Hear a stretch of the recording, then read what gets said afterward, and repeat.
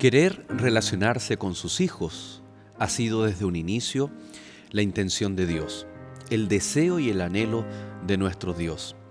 Precisamente a través de un pacto, este relacionamiento debe quedar plasmado y sellado en el corazón de su pueblo, pero también de cada uno de sus hijos. Sin duda alguna de que esta intencionalidad de Dios debe tener una respuesta por parte del ser humano. ¿Qué vamos a responder ante el pacto de Dios que aún en nuestros días está vigente? En la lección número 8 vamos a estar hablando acerca de Dios y el pacto. Cómo se ratifica y cómo Dios invita al pueblo en los tiempos de Esdras y Nehemías con respecto a este pacto, a este relacionamiento, y de qué forma también Dios ahora nos invita a entrar en esta relación salvífica para que Él sea nuestro Dios y nosotros seamos parte de su pueblo. Te invito entonces para que puedas quedarte en el capítulo de hoy para hablar acerca de Dios y el pacto. Bienvenidos a Lecciones de la Biblia.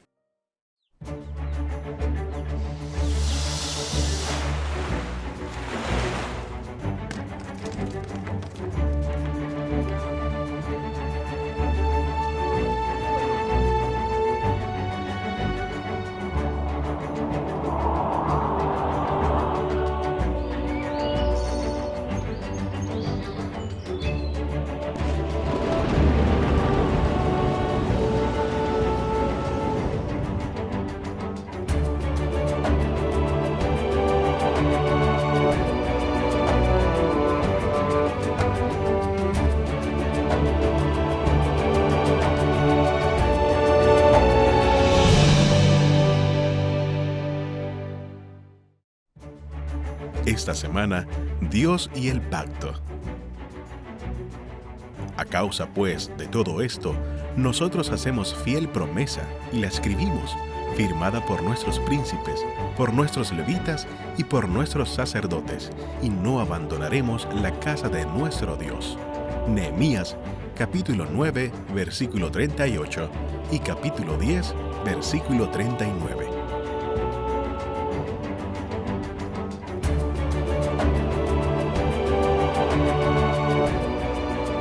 Un cordial saludo, queridos amigos, a cada uno de ustedes. Estamos en un capítulo más de Lecciones de la Biblia. Por supuesto, desde ya agradeciendo vuestra compañía, los mensajes que también nos hacen llegar, las peticiones, los pedidos de oración. Estamos orando por cada uno de ustedes. Y vamos a tener un capítulo muy especial. Nuevamente tenemos invitados y está con nosotros nuestra amiga Vivian Moraga. Gracias, Vivi, por acompañarnos un capítulo más. Gracias por la invitación. Muchas gracias por la invitación. Y también nuestro pastor Mauricio Montoya. Gracias, pastor, por acompañarnos no solamente este capítulo, sino ya... No, de nada. Ya pasamos más de la mitad de esta temporada. Vamos, ¿no? más de la mitad de la temporada juntos. Así que no, estamos muy buenas, ¿cierto? Así es. Así que vamos a hablar hoy día acerca del relacionamiento que Dios siempre quiere tener con su pueblo y estableció una base legal para que esto no sea a voluntad del ser humano, ¿no? Que el ser humano pueda modificar o cambiar estos parámetros, sino que Dios estableció algo maravilloso que es el pacto. Pero antes de orar por nuestros amigos, por el estudio de la lección, contar un poquito, cuéntenos, bueno, sabemos, pastor, tú estás en Santiago trabajando, ¿no? Nuestra hermana Vivi, contarle a nuestros amigos, ¿no? Esposa de pastor. Así es. Y eso la lleva por diferentes lugares. Hemos recorrido todo Chile trabajando, sirviendo al Señor desde hace muchos años, ya unos 36 años, sirviendo al Señor en este ministerio y acompañándolo a Él especialmente, sirviendo lo que yo puedo, ayudar, colaborar en las iglesias, disfrutando de conocer gente nueva en todos los lugares. Tengo gente querida en el norte, en el sur de Chile. Muy lindo, ha sido una experiencia maravillosa. ¿Y actualmente están sirviendo al Señor en el distrito o en la iglesia de? Sí, aquí estamos en la capital de Chile, en Santiago, en la iglesia de Las Condes, en el distrito de Las Condes, que contiene 3 iglesias. Y estamos muy bien, contentos ahí con nuestros hermanos, gente nueva también que estamos conociendo, que ya llevamos un tiempo conociendo. Ha sido muy bonita experiencia trabajar aquí. Qué bueno, un saludo entonces a los hermanos ahí. Sí, un saludo cariñoso. Condes. Y por supuesto al pastor Luis Araya, muy querido, ¿no es cierto?, por todos nosotros, pastor. Sí, por mí también. Sí, también, un poquito.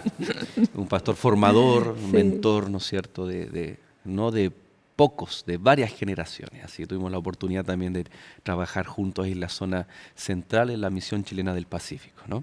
Vamos a orar entonces, ¿les parece? Oremos. Hermana Vivi, por favor, si nos Ok. guía en oración. Buen Dios, cariñoso Padre que estás en el cielo, siempre es un privilegio, una bendición poder hablar contigo para recibir de ti, Señor, las bendiciones que tú quieres entregarnos. Pedimos ahora que tu Santo Espíritu nos pueda dirigir en el estudio de tu palabra, que al repasar aquello que ha quedado plasmado por los escritores, Señor, pueda ayudarnos a también tomar las mejores decisiones para la vida. Bendice a nuestros amigos que están en la audiencia, que ellos puedan, Señor, también tomar decisiones junto a nosotros. Te lo pedimos en el nombre de Jesús. Amén. Amén. Amén, Señor. El hombre extiende su mano, hombre hablando en términos genéricos, del fruto del árbol de la ciencia del bien y el mal, y come este fruto, entonces se produce una separación. El pecado produce una separación, ¿no?, entre Dios, el hombre. ¿Y qué ocurre allí? ¿Qué pasa con Dios? ¿Abandona al ser humano? ¿Qué literalmente ahí en Génesis, ¿no? ¿Qué es lo que ocurre? Capítulo 3, ¿no?, cuando ya es consumado el acto de desobediencia. ¿Qué podemos hablar de Dios con respecto desde ese inicio, desde el Génesis? Yo creo que una cosa importante es que Dios busca al hombre. Una vez que el hombre peca, lo primero que hace es buscarlo. Y no lo busca para castigarlo, lo busca porque está triste. Recuerdo haber escuchado a un pastor que aprendí mucho de él y él mencionaba que Jesús sale buscando en un gemido, en un lamento a la criatura perdida. Dice, Ayeka, Ayeka, y va llorando, buscando a la criatura. No está enojado, no está, ¿dónde estás tú? ¿Qué hiciste? No es esa la intención de Dios, sino que es de buscar a esa criatura para mostrarles algo nuevo. Ujú. Qué interesante lo que dice, porque es muy contrario a lo que se genera en otro tipo de relaciones. Recordemos que Dios tenía una relación con el ser Claro. humano cuando ellos estaban en Edén. En el amor, en el afecto, en el cariño, pero a la vez también en relación a la obediencia y hay algo que era sumamente fácil para el ser humano en aquel entonces, que era obedecer a la voluntad de Dios, pero en el momento de la desobediencia esto se quiebra y la relación se rompe y perfectamente se puede ver distanciado para la eternidad, porque el ser humano se transformó en totalmente opuesto a Dios, ¿cierto? Y estaban advertidos también. Y estaban Claro, advertidos, la Biblia claro. lo describe, que en ese momento Dios y el ser humano se transformaron en enemigos, porque el pecado es enemigo de la santidad, obviamente, pero dice que el amor fue más grande Claro. que esto incluso. Ahora, es interesante notar que hasta la sentencia que trae Dios, Vivi dice, viene, busca a Dios, ¿no? Y Dios comienza a dar una sentencia. La advertencia fue: el día que de él comieres, ciertamente morirás. Entonces, algunos dicen, ¿no?, algunos comentadores explican que por esa era una de las razones por las cuales Adán también come del fruto. Él podría haber dicho, no, Eva, Claro. yo no voy a comer. Pero él come porque sabía que su esposa iba a morir, porque Dios así lo había dicho. Entonces, cuando Dios viene con la sentencia y mira a la mujer, Adán piensa, dice, aquí viene la sentencia que es inevitable. Y de repente escucha, y con dolor darás a luz. ¿Y cómo dar a luz? Para dar a luz, al menos tienen que pasar 9 meses, Claro. un proceso de tiempo. ¿Qué no iba a morir ahora? Y después le tocaba a él. Y él dice, ahora me toca a mí, ahora me tocó. Ella zafó, yo tal vez soy responsable. Y con el sudor de tu frente trabajarás, y la tierra dará cardo, espina. Y no existía, aún así, la sentencia, la retribución a la desobediencia humana venía con una carga de misericordia, de Claro. amor, porque no cayeron fulminados en ese momento. Y cuando se da la sentencia a la serpiente, ahí Dios lo hace a través, en Génesis 3:15, muestra su misericordia, muestra su amor, su deseo de relacionarse a pesar de esta fisura que produjo el pecado. Y en Génesis 3:15 Él declara o sella este pacto. Muy rudimentario en el Génesis. Y es un pacto unilateral, porque es Dios quien hace todo. El ser humano está ahí, yo creo, escuchando solamente De lo que manera está pasiva. sucediendo. No tiene nada que ofrecer para el pacto, ¿cierto? Ni siquiera ahora tiene para ofrecer su obediencia, porque ya los resultados estaban ahí a la vista. Entonces no tiene nada. Entonces es Dios quien unilateralmente genera este pacto de amor, donde es Él quien paga la deuda que ellos debían haber pagado. A Génesis 3:15 se le llama también el Evangelio eterno. Claro. Y vuelvo a ocupar esta palabra, es bien rudimentario, bien simple, pero que cuando hablamos del Evangelio, a través de la historia, de los libros, de la Biblia, comienza a desarrollarse la idea, comienza a explicarse al ser humano de qué forma el Evangelio, a tal punto, por ejemplo, de instaurar el santuario, ¿no? Ahí Claro. vemos el Evangelio, la tipificación de quién es el Evangelio, Cristo, Jesús, etcétera. ¿Pasa lo mismo con el pacto eterno? ¿A qué se refiere la Biblia cuando menciona un pacto eterno? Bueno, la Biblia cuando habla acerca de este pacto eterno está hablando de una promesa de salvación que trascendería a la gente, o sea, independiente de la actitud de las personas. Nosotros podríamos llegar a pensar que en realidad la disposición de Dios cambiaría en relación a la actitud del ser humano. Si bien Dios no puede forzar a la gente a aceptar la salvación, el pacto siempre y la salvación siempre va a estar disponible, que es algo totalmente Claro. diferente, ¿cierto? Cuando se habla acerca de este pacto eterno nos está mencionando que en realidad la posibilidad va a estar existente durante el tiempo que sea necesario y se prolongará a través de la eternidad. Y eso es la posibilidad que nosotros tenemos de ir, a apropiarnos de la sangre de Jesucristo, ¿cierto? Hacerla nuestra, para que nos lave, nos limpie de nuestros pecados. Por eso que una vez, o vez tras vez, a pesar de que el pueblo fallaba, caía, ¿cierto? Se arrepentían, sacrificaban el cordero, esa víctima inocente moría por ellos y entonces ellos quedaban limpios del pecado. Y se cumplía el pacto de Dios a través del tiempo y sigue cumpliéndose hasta hoy, a través de la muerte de Cristo. Cada pacto va agregando un elemento muy especial, simbólico, y que en el fondo apunta a Dios. Sí. En Génesis 3:15 hay un pacto, una sentencia y hay sacrificio de corderos. Sí. En el caso de Noé, en Génesis también, hay un arco iris como señal del pacto, de un compromiso divino de restaurar, de no volver a destruir de esa misma forma, de preservar, porque eso fue el arca, ¿no? El linaje Sí. que ya se había sentenciado en Génesis 3:15, Claro. ¿no? De la mujer. Y ya se estaba declarando que iba a haber uno también de la serpiente. En el caso de Abraham me llama mucho la atención también, ahí en Génesis capítulo 15 en adelante, cuando Dios le pide a Abraham que sacrifique animales, pero que los divida en dos y que ponga ambas partes una frente a la otra de forma muy ordenada, y que al caer el sol y se llenó todo de humo, dice que Dios fue el que paseaba o se paseaba por el altar. Y esta era una práctica cuando las personas hacían un pacto, un convenio.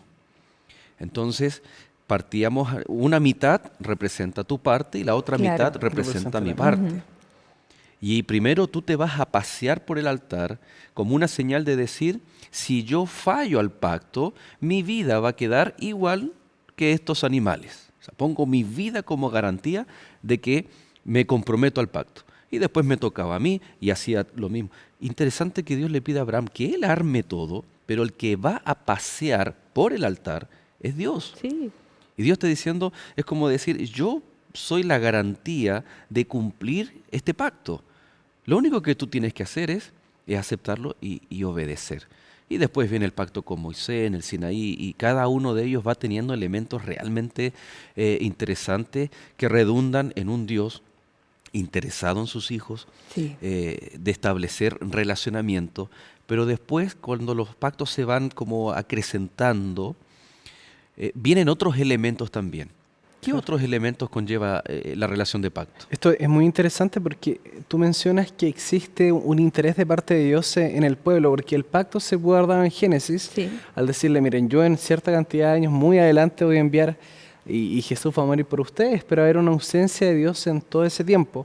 Hay una construcción de un reino referente a este pacto que tiene que ver con la aceptación de una ley, que tiene que ver también con el sentido de propiedad, el entender que nosotros pertenecemos a alguien.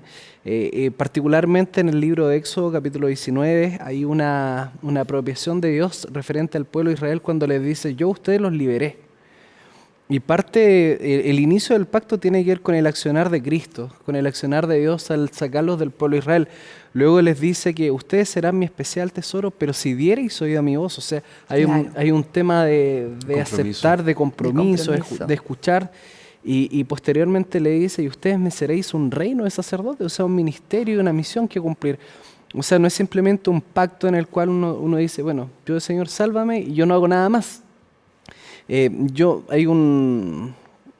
Tampoco significa que yo voy a hacer cosas para recibir la salvación, claro. pero la obra va a venir como consecuencia que yo ya soy salvo en alguna medida. Estoy siendo parte del pacto. ¿Qué significa ser un especial tesoro? Cuando el Señor hace el pacto ahí en el Sinaí o lo ratifica con el pueblo, les dice, ustedes serán mi especial tesoro.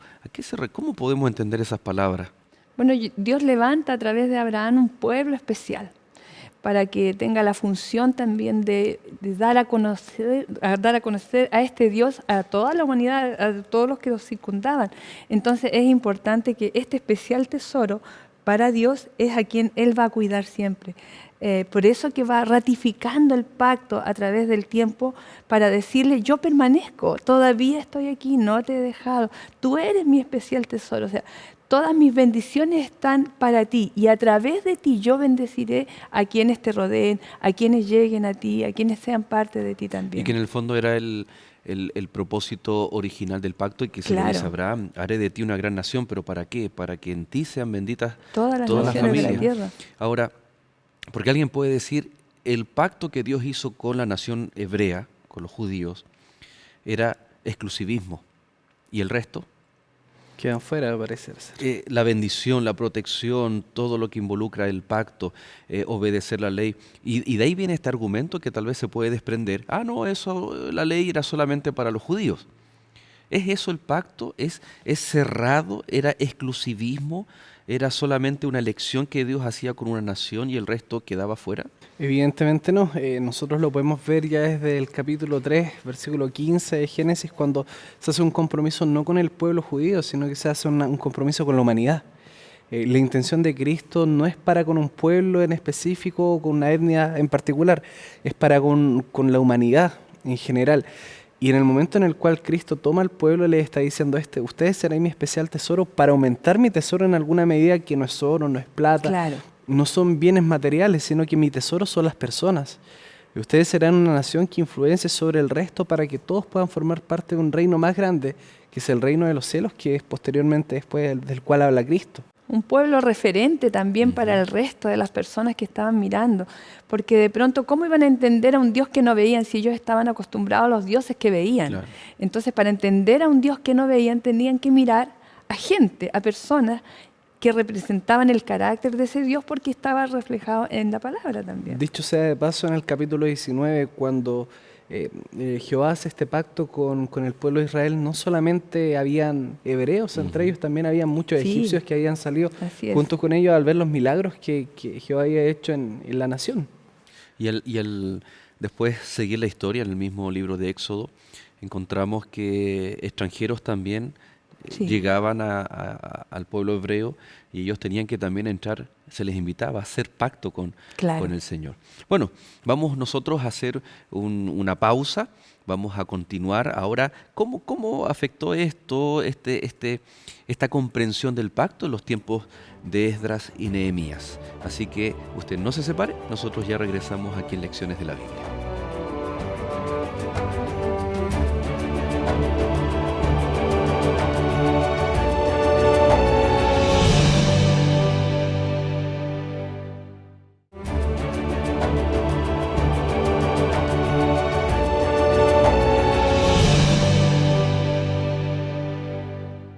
Y ya estamos de regreso, queridos amigos, en este estudio, la lección número 8, en donde estamos hablando acerca de Esdras y Nehemías como temática de toda la temporada. Y en esta semana estamos hablando acerca de Dios y el pacto, Dios y su pacto. Temática que, me acuerdo, hemos conversado cuando hablamos de Romanos, cuando hablamos de preparación para el tiempo final, y literalmente es un pacto eterno que se ve en diferentes temáticas o libros de la palabra de Dios. No obstante, hay una terminología que tal vez nos puede confundir cuando el profeta Jeremías, por ejemplo, Ezequiel también dice: he aquí yo hago un pacto nuevo. Claro. La pregunta es, bueno, ¿no era eterno? Y si hay algo, cuando uno dice tengo esto nuevo, es porque el anterior ya no sirve. ¿Qué pasa ahí con este pacto eterno versus el pacto nuevo? ¿Son dos diferentes o es el mismo pero con algunos elementos nuevos? No, la verdad es que el pacto y la intención siempre ha estado justificada sobre lo mismo. Algunos podrían pensar que el pacto en alguna instancia se justificó sobre la obra del ser humano cuando realmente no fue así. Desde Génesis capítulo 3, versículo 15, nosotros podemos ver que el principal accionar de todo este pacto era Dios. Y luego nuevamente cuando en el libro de Jeremías menciona que se hace un nuevo pacto, sigue siendo Dios el encargado de ejecutar el pacto. Lo que cambia es siempre la disposición del ser humano y también con un nuevo tipo de personas, por decirlo de alguna manera. Nosotros, si miramos hacia la historia en Éxodo capítulo 19, como mencionábamos, el pueblo de Israel se centró en el tema de obedecer a la ley y entendió muchas veces los ritos ceremoniales como un fin y no como un medio. Y nosotros entendemos el día de hoy que en realidad lo único que puede generar conciencia en el ser humano no es un rito, ¿cierto? El rito viene a ser un medio, pero lo que genera conciencia realmente es Cristo. Finalmente, el pacto siempre estuvo sustentado sobre el sacrificio que Jesús haría. En el Antiguo Testamento era la ejemplificación por medio del Cordero. Por medio del Cordero, pero siempre el método por el cual el ser humano iba a ser salvo iba a ser el sacrificio de Jesús.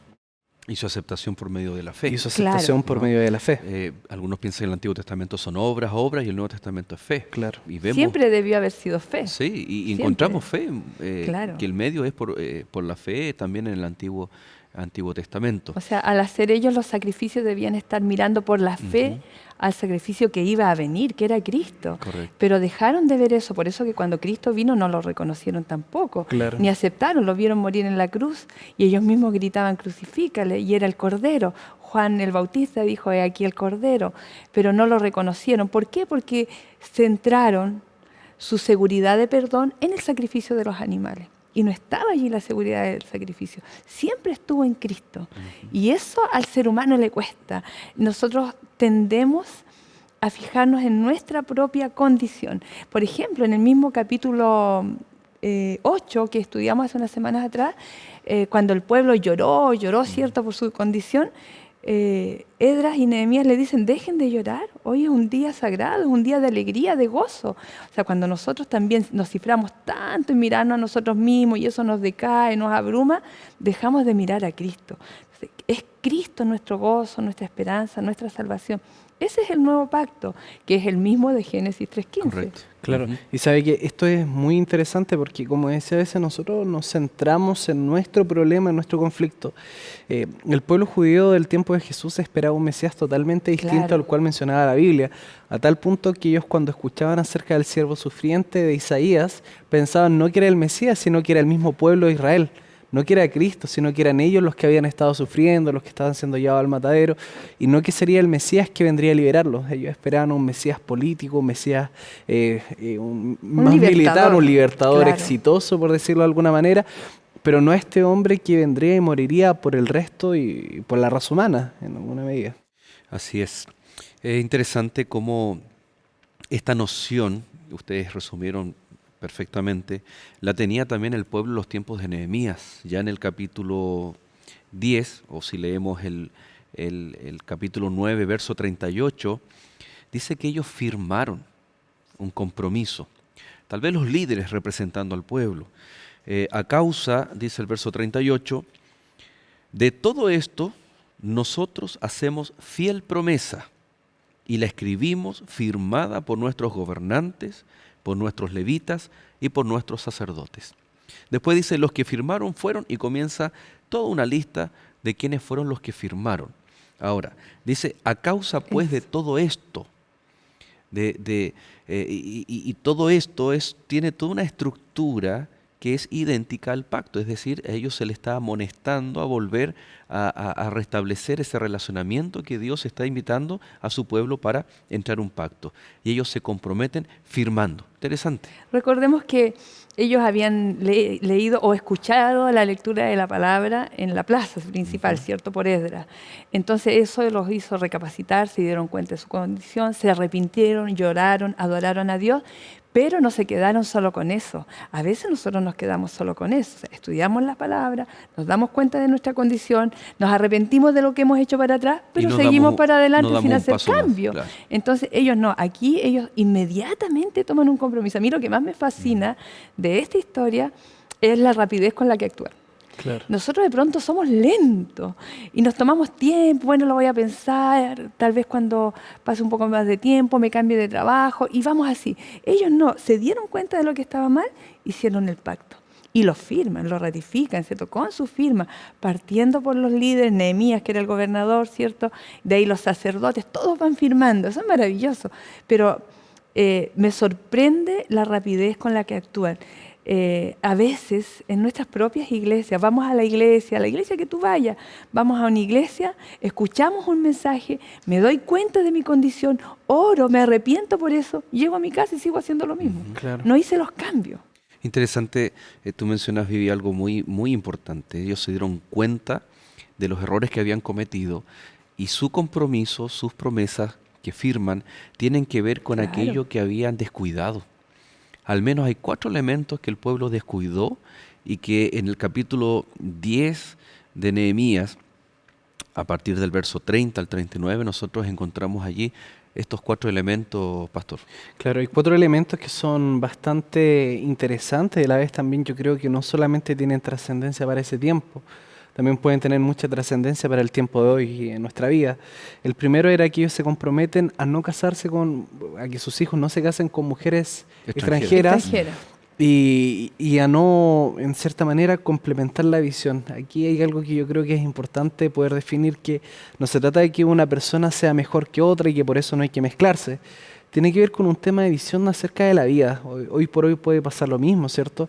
Quizás cuántos matrimonios fracasados existen en la medida en que se juntaron 2 personas en las cuales no compartían la misma visión, sobre la cual hay que educar a los hijos, sobre la cual hay que tratarse, sobre la cual hay que construir la familia, entonces es bastante complicado. Dios no está en contra del matrimonio. Dios no, obviamente no está en contra del matrimonio. Me refiero matrimonios con extranjeros.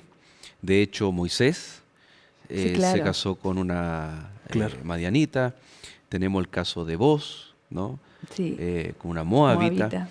El problema es aquí cuando es más que con la persona que me voy a casar, de su origen, su etnia, es que tiene que ser de la misma fe. De la misma fe. Eso es importante. En otra lección, otro capítulo, nosotros vamos a hablar especialmente acerca de estos matrimonios mixtos y lo que produjeron, el daño que produjeron y que producen, ¿no es cierto?, aquel que quiere ser fiel a Dios. Porque el problema no es la persona, su origen. El problema es cuando 2 personas no comparten la misma fe. Y el pueblo había pasado por eso y vio la devastación que le había producido. De hecho, tiempo atrás, Esdras le había pedido a los sacerdotes, porque muchos se habían casado con mujeres que no eran del pueblo de Dios, que despidieran, las sacaran del pueblo a ella y a los hijos que habían tenido con ella. Y se tuvieron que ir esas mujeres que no eran del pueblo de Dios. O sea, así de fuerte fueron las decisiones que ellos tomaron. Se tuvo que hacer una reforma dentro del... Exactamente. Ahí Y nosotros le tenemos mucho miedo a las reformas, porque eso implica que yo me tengo que mover de mi lugar de seguridad, de mi comodidad, ¿cierto? De lo que yo ya aprendí a vivir. Tengo que moverme. Es difícil. No estoy diciendo con esto que si tengo un esposo incrédulo o una esposa incrédula tengo que dejarla, pero cuidado con avanzar hacia esa dirección. Los jóvenes, por ejemplo, ¿cierto? Que buscan una chica, un joven que no ama a Dios. Y si tú amas a Dios, ¿qué relación puedo tener con una persona que no ama a Dios? ¿De qué vamos a hablar? ¿qué nos va a unir? Si el Señor une, pero también el Señor desune. Porque cuando yo lo amo, yo tengo prácticas de vida diferentes, tengo tiempos diferentes que aparto para mi Señor. O sea, hay toda una dinámica de vida. Lo cuando ideal yo amo es al que Señor. aquellas personas que ya están, ¿no? Que esa persona, el incrédulo, pueda conocer a Dios, aceptarlo y tener y Claro. adquirir la misma fe. Como Ruth la Moabita que tú mencionabas, Ajá. o sea, antes de que ella se case con vos, ella le había dicho a su suegra, tu pueblo será mi pueblo y tu Dios será mi Dios. Claro. Ella ya había sido claro, convertida. no es que él fue y tomó Pero una ese- Moabita de allá ese y es se el casó ideal. con ella. Claro. Pero la realidad es que lo más probable es que el cristiano, aquella persona que tiene fe en Dios, termine tal vez enfriándose en Sí, su vida claro. espiritual, producto de tal vez las diferencias que en el día a día, como una pequeña gota que va ahí mellando una piedra hasta que... Sí. Y la verdad es que la situación es bastante triste si lo llevamos a lo práctico. De repente uno le dice, amor, vamos a la iglesia. No, no quiero ir a la iglesia. Llegar sola. Después, mi amor, leamos la Biblia. No, la verdad no me interesa. Oremos juntos. No, la verdad no creo en esto. Entonces va generándose distancia. Y a veces es triste decirlo, pero es más fácil que a uno lo saquen a que uno pueda llevar a la otra persona. Y ese adentro. idealismo de los novios, jovencitos, ¿no es cierto? De no, si él me va a dejar, me va a respetar, o me va a acompañar, o él... Claro. yo sé que el Señor va a tocar su corazón. Y la verdad que muchas veces Después no sucede. no sucede. Mire, claro. el otro día conversaba con una chica joven, una esposa joven, y yo le regalé el libro Misionero. Entonces después me escribió y me dice, ¿ustedes son adventistas? Sí, le digo yo, escribiendo, no chateando. Y entonces ella me dice, ¿sabes? Yo también soy adventista, pero hace muchos años que no voy a la iglesia, porque me casé con un no creyente. Tal cual me lo escribió. Me casé con un no creyente. Pero cuando leí el libro, dijo, despertó en mí tantas emociones, tanto anhelo de Dios, de sus doctrinas que estaban dormidos. Imagínate, o sea, te llegas a dormir cuando Claro. estás con un no creyente, lamentablemente. Sí, así es. Otra de las cosas que se comprometió el pueblo en esta firma, ¿no? En este pacto que ellos renuevan, es la observancia del sábado. Del sábado. Claro. Interesante que es un mandamiento muy especial y el descuidarlo trae también consecuencias en el pueblo. Claro, lo que pasa es que la observancia del día sábado no solamente tiene que ver con un hecho religioso y yo cumplir con un horario estricto, tiene que ver con el hecho de yo qué reconozco con el día sábado. Bastante interesante que cuando nosotros vamos a la Biblia, en los 10 mandamientos que están en Éxodo capítulo 20 y en Deuteronomio capítulo 5, si es que no me equivoco, se dan dos motivos para la observancia del sábado. En la primera que es Éxodo 28, dice, guardarás el día sábado porque en seis días creó Dios los cielos y la tierra y el séptimo día lo descansó.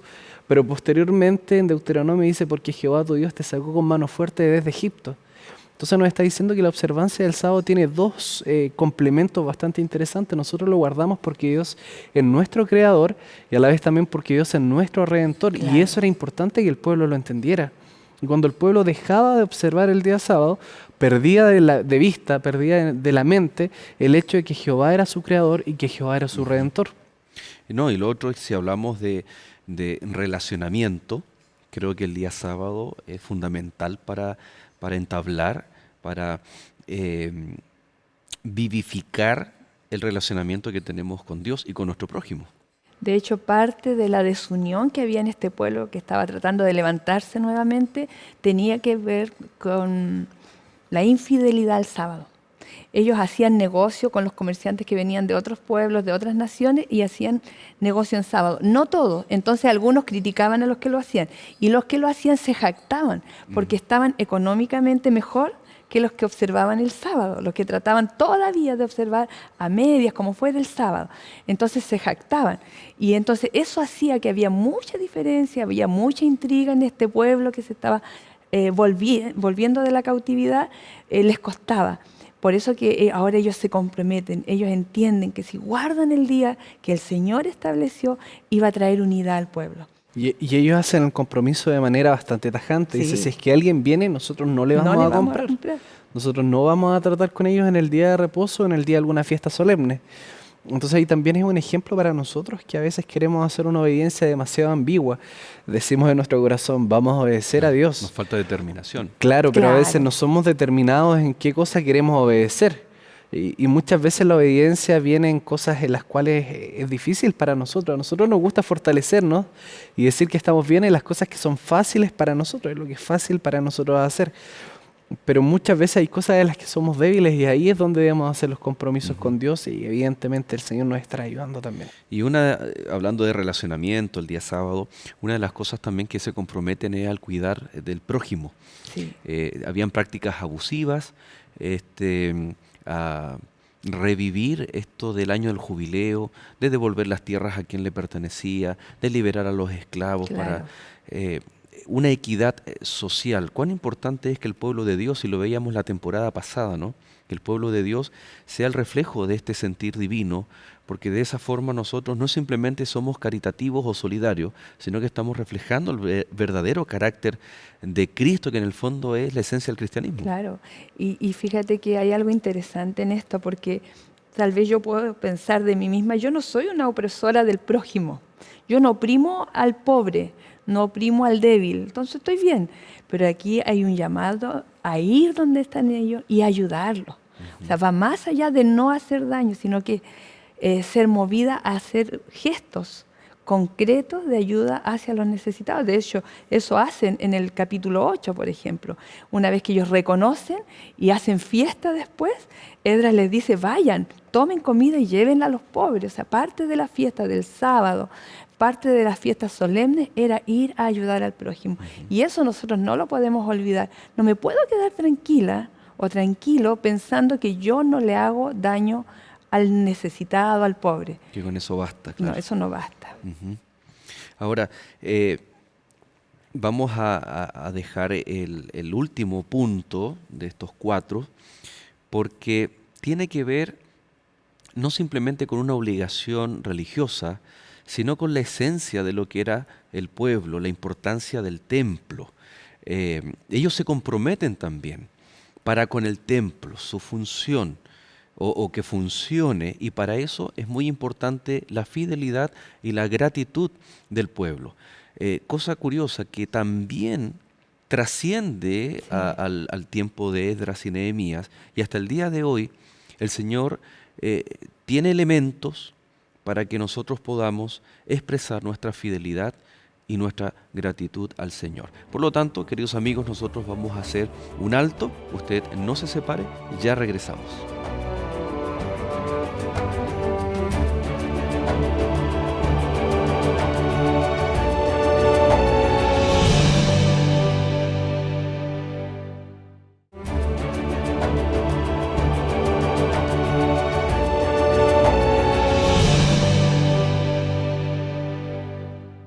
Las promesas más hermosas que aparecen en la Biblia es que si creemos en Dios y guardamos sus mandamientos, viviremos eternamente junto a Él, en una nueva tierra, donde no habrá sufrimiento, maldad, injusticia ni enfermedades. Todo será perfecto, es lo que siempre hemos soñado. Pero, ¿qué tenemos que hacer para heredar la vida eterna? Estas y otras preguntas podrás responder con esta revista de estudio Enseñanzas de Jesús. Para solicitarla, llama a los números que aparecen en pantalla o escríbenos a nuestro correo electrónico y la recibirás de forma totalmente gratuita. Continúa la sintonía de Lecciones de la Biblia.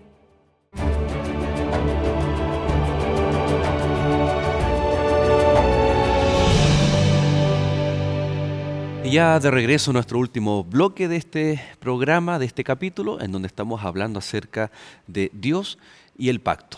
Y cómo nos involucra a nosotros también. Y en esta última parte vamos a ir hablando acerca de aquello. Así como el pueblo en los tiempos de Esdras y Nehemías, ellos tomaron decisiones, prometieron, firmaron incluso, y tomaron decisiones prácticas en su vida. Aquellas falencias o carencias que tenían en sus prácticas religiosas, ellos hicieron un análisis, una introspección, y dijeron, Señor, nos comprometemos en esto. Y ese es el gran desafío también que tenemos hoy en día. No simplemente decirle, Señor, yo te amo, Señor, aquí, sino también tomar decisiones concretas, ¿no? La cuarta decisión o compromiso que ellos tomaron está expresado en el capítulo 10 de Nehemías, la última parte del versículo 39. Y dice, y prometimos no abandonar la casa de nuestro Dios. ¿Cuál era la casa de Dios? ¿Cómo funcionaba? ¿De qué dependía? ¿Y qué implicancia tiene la promesa que hace el pueblo para con el templo? Bueno, la casa de Dios era el templo que era el centro de la vida del pueblo de Dios, del pueblo hebreo, un pueblo con un Dios vivo que había prometido habitar en medio de ellos. Por lo tanto, esa casa, ese templo era muy importante y allí servían los sacerdotes, los levitas, ¿cierto? Que eran los servidores del templo, estaban los cantores, o sea, había un número de gente que servía en el templo, trabajaba allí y todo su tiempo era para eso, por lo tanto no tenían otras entradas y había que sostener el templo.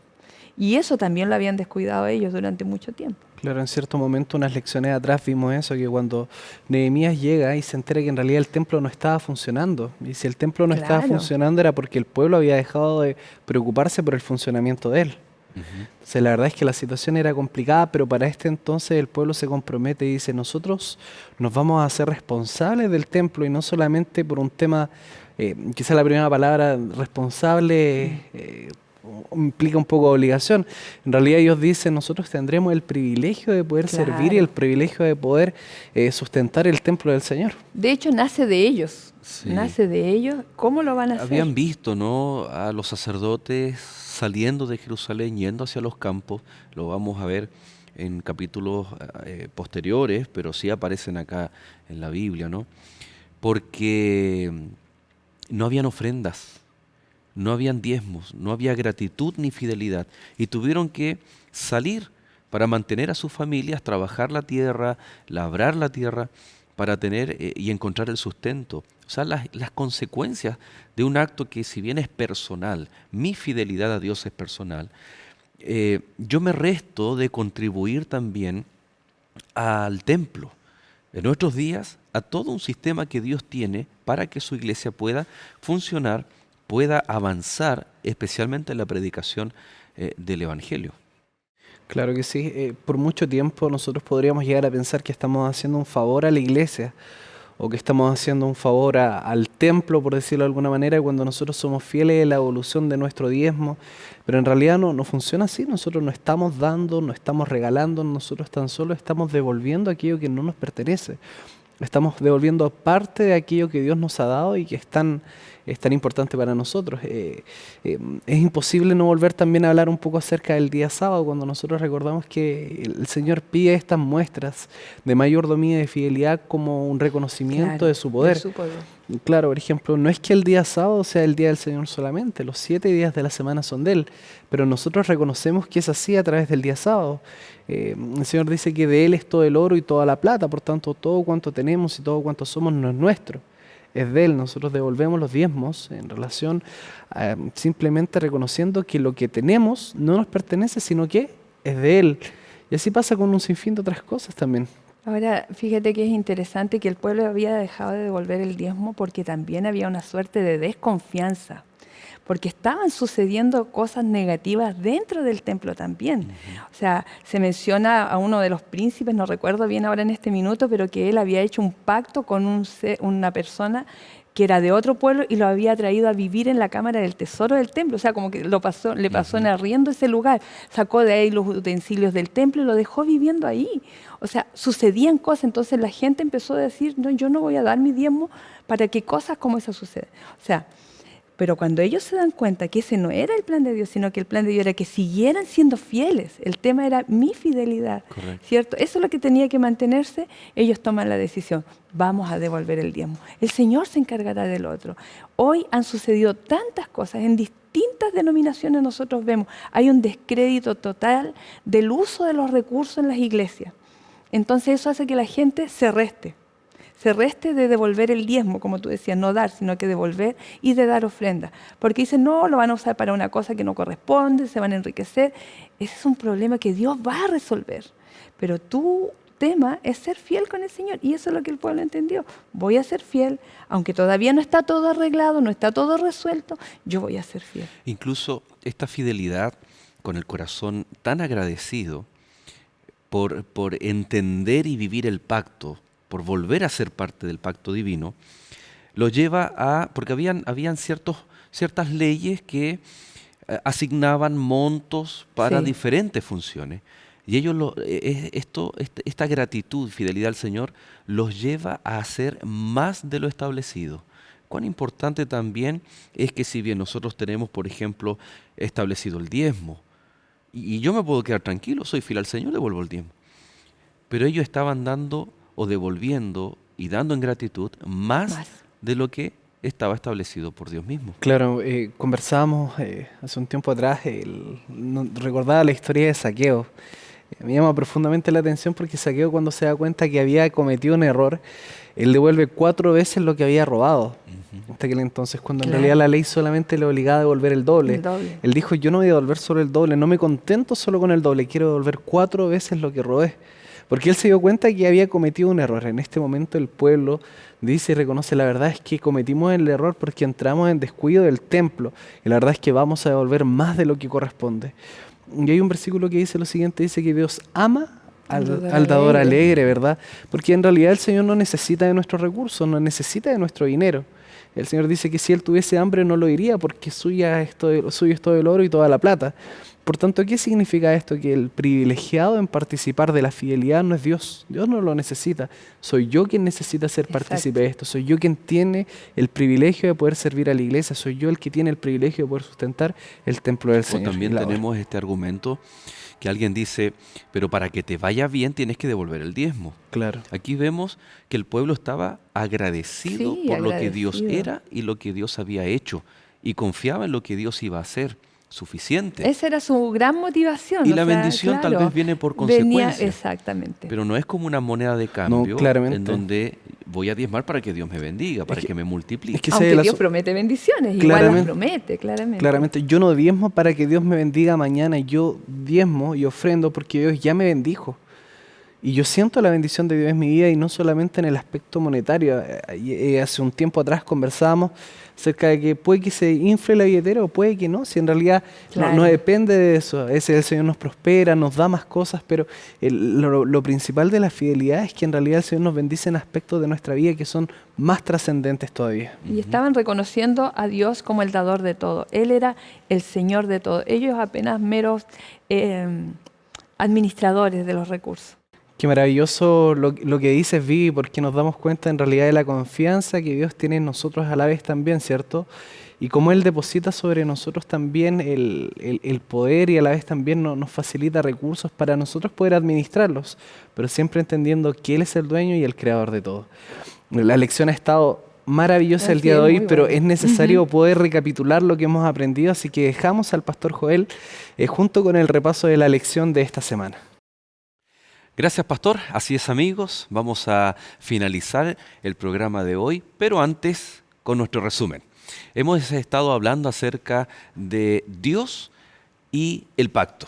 De qué forma el Señor se manifiesta a través de la historia con su pacto. Y vimos también cómo fue la reacción, el compromiso, las promesas que hizo el pueblo ahí en los tiempos de Esdras y Nehemías. Entonces, a pesar del pecado que rompió nuestro relacionamiento con Dios, Dios nos buscó.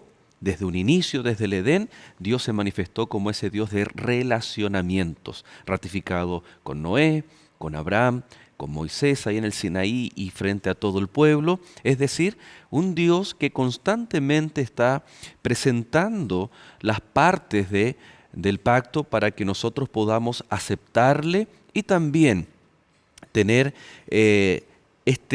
estos deberes, estas promesas que tenemos que hacer ante el Señor.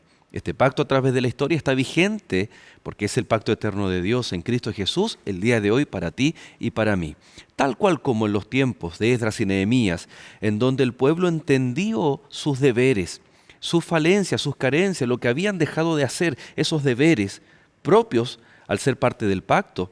Entonces ahora ellos se comprometieron, firmaron promesas para poder materializar en algo concreto lo que muchas veces el ser humano hace. Promesas al aire. Muchas veces le decimos a Dios, Señor, este año me comprometo a esto.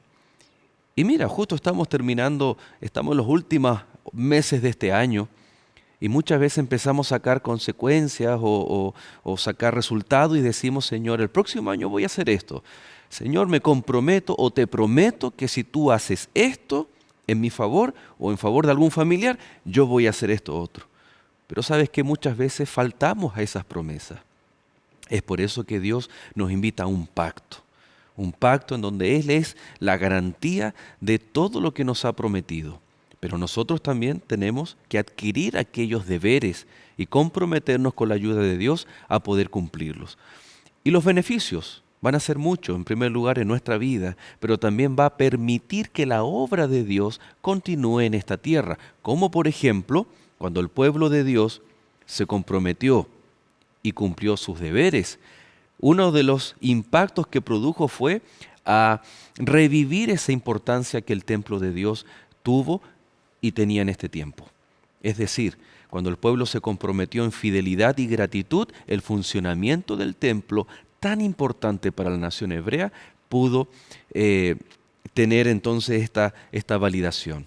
Lo mismo ocurre en nuestros días. A través de nuestro compromiso, de nuestra fidelidad, la obra de Dios puede continuar. Entonces, ¿estás dispuesto a comprometerte? ¿Estás dispuesto no solamente a decir al Señor, Señor, me gustaría?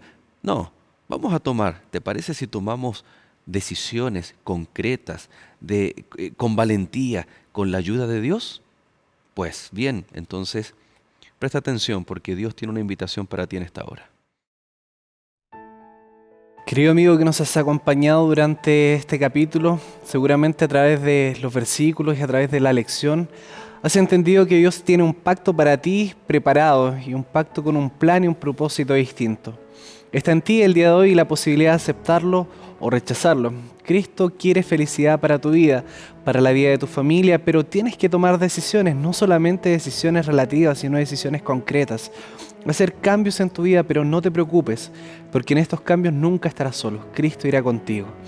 Yo te invito en este momento, junto con la ayuda de Dios, poder acercarte cada vez más a Él, aceptar su salvación, aceptar su pacto y de esa manera recibir el gozo de nuestro Dios. Te invito a orar en este momento para que juntos podamos pedir la presencia y el poder de nuestro Dios. Oremos. Querido Padre que estás en los cielos, te damos las gracias por tu amor, por tu misericordia. Pedimos, Padre, que en este momento tu gracia nos cubra y nos acompañe.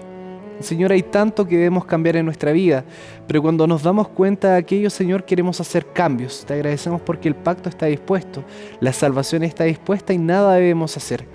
Pero debemos comprometernos con aquello al punto, Señor, de estar dispuestos a transformar ciertas cosas que quizás no están bien. Te pedimos que tú nos des la fortaleza y que con el poder de tu Santo Espíritu tú nos puedas ayudar para cambiar aquello que no nos sirve. Bendice a todos aquellos amigos que nos están viendo y, Señor, guarda y protege a sus familias. En el nombre de Jesús, amén. Amén.